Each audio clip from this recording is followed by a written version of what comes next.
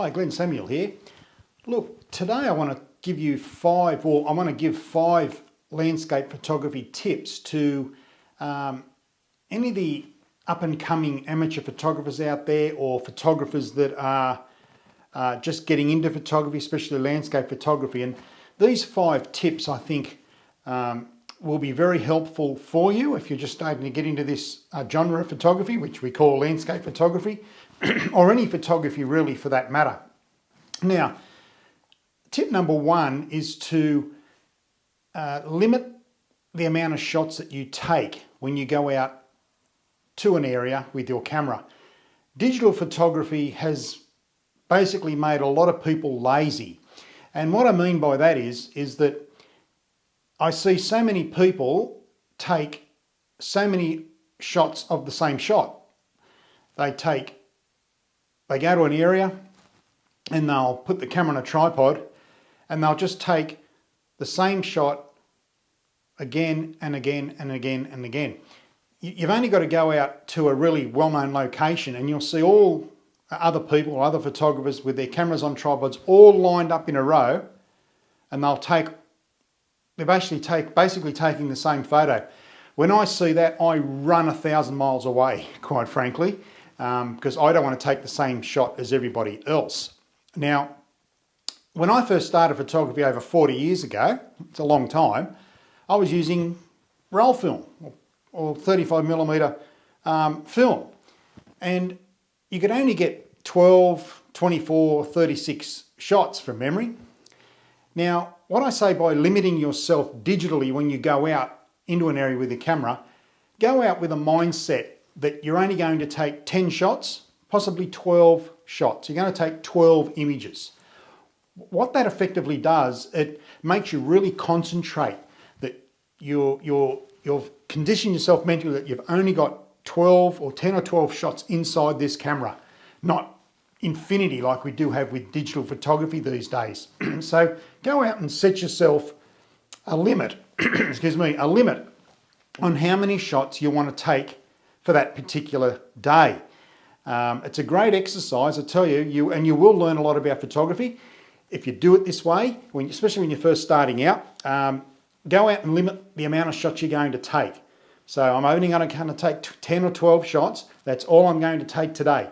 And what that'll do to you, or what that'll do for you, is it'll push you to really concentrate and to really make sure you get the image correct. So that's tip number 1. Number 2, basically is to forget about gear.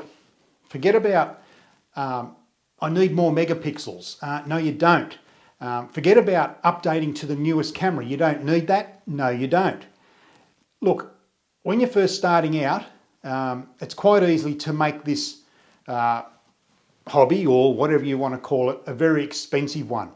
Now, a lot of photographers seem to think they need the latest camera all the time to take great photos. Well, quite frankly, you don't. And people worry about megapixels. Oh, I've got to have more megapixels. If I have more megapixels, it'll take better photos. No, it won't. Unless you're going to blow up massive images as big as this house, well then yeah, you might need the 50 or 60 or 80 or 100 megapixel cameras that you can buy, which are a hell of an expense. But with a 24 or a 21 or a 16 or an 18 megapixel camera, you can print photos, quite large photos. The 2 photos behind me here, they're A3, and they were shot with a Canon Canon EOS 5D Mark III, I think it was at the time, and no problem. Throughout this house I have bigger images which I've taken with a 24 megapixel camera, and they're fine. I don't think many people are going to go up to an image and look right at it to see what we call pixel peeping. So you don't need all these megapixels. Stop worrying about the gear. Don't worry about the equipment. Buy what you can afford and learn how to use it and learn photography. So forget about all this high-end equipment when you first start. You don't need it. Number 3 is do your research. Research an area before you go. And when you get to a location, suss it all out. Once again, I see plenty of people turn up at a location, put the camera on a tripod, and that's where they stay. They don't take the camera off the tripod, which is going to lead me into number 4. Take the camera, they leave the camera on the tripod and that's all they shoot. They just shoot the same image all the time. That's no way of learning. You're not doing yourself a favour. And that goes back to fact number 1, or tip number 1, is that they know they can take 1,000 images, but they take the same photo all the time without moving or looking around. So research your area and have a good look around. Look to your left and look to your right. Sure, when you go to an area, you'll see this magnificent scene. Go ahead and photograph that, but think about composition left or right of that, or up or down, or in front of it. But sure, take the first major picture first, or major image, but think about what's around you. Do a recce of the area before you get there with the Google Maps or something like that, and that'll help you when you get there. It saves time as well. Tip number 4, very similar to tip number 3 and number 1. We rely on our tripods too much, and I'm guilty of that as well. Take the camera off the tripod. Simple as that. Move around. If you want to take long exposures with your landscape photography, sure, use your tripod. Tripods are fantastic.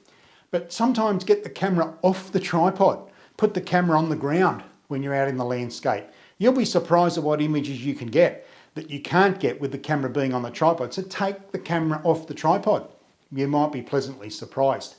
Have a look around. And it goes back to when you first study the scene. Get the camera off the tripod. Get down low, get up high.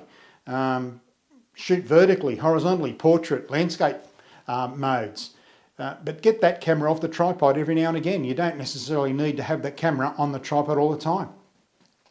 Number 5, clothing. Now, for me, with my landscape photography, most of the time I'm building my way through bush and scrub and shrubs and sticks and branches, snakes, spiders, the whole kit and caboodle up here.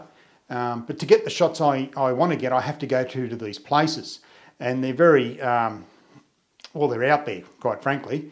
But it's the clothing that you wear that can make your life so much easier. If you're wanting to go into the bush to take photos, whether it's winter, summer, whatever, wear long pants, simple as that. I mean, if you're going to feel the heat, basically get out of the kitchen there, because you can be walking through the scrub with shorts on and sand shoes, and you could be eaten alive by mosquitoes, you'll be scratched to pieces like a cat's clawed up your leg because you're brushing against tea tree, and that's quite painful. And then there's the snakes. Yeah, look, I wear gaiters in summer. We've had a lot of rain and a lot of heat and moisture, and the snakes are out. So I wear gaiters, which I'll do another video on very shortly. That'll protect me from snake bites. But the clothing's very, very important. Very, very important what you wear. If you're in a cold climate, wear clothing that will be able to keep you out there. Because if you're warm, you can stay out a bit longer. Or if you're dry, you can stay out a bit longer. So clothing's very, very important as well. So basically that's about it. But one of the main points of this is don't worry about your gear. Seriously, you don't have to worry about your gear. Shoot with what you've got.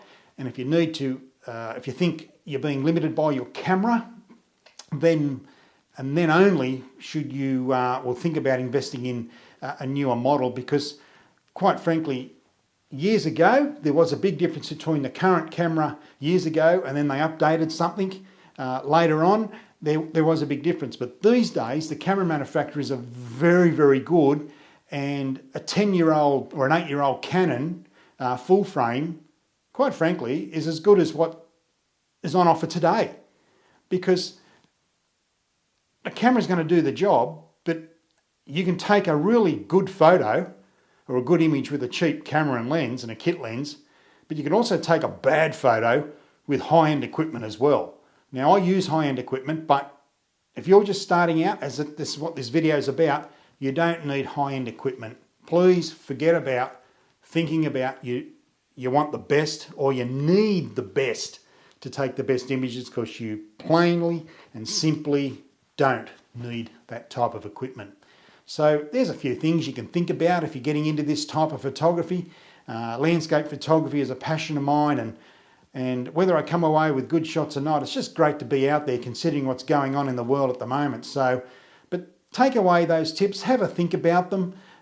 If you want any more information, please put them in the drop box below, and I'll get back to you as soon as I can. And I really appreciate you following this channel.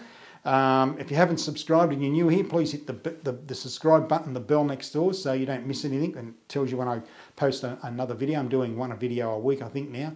But basically, that's it here at Sniper Photography. So, yeah, look, thanks for watching. Appreciate it, and I'll see you next time. Bye for now.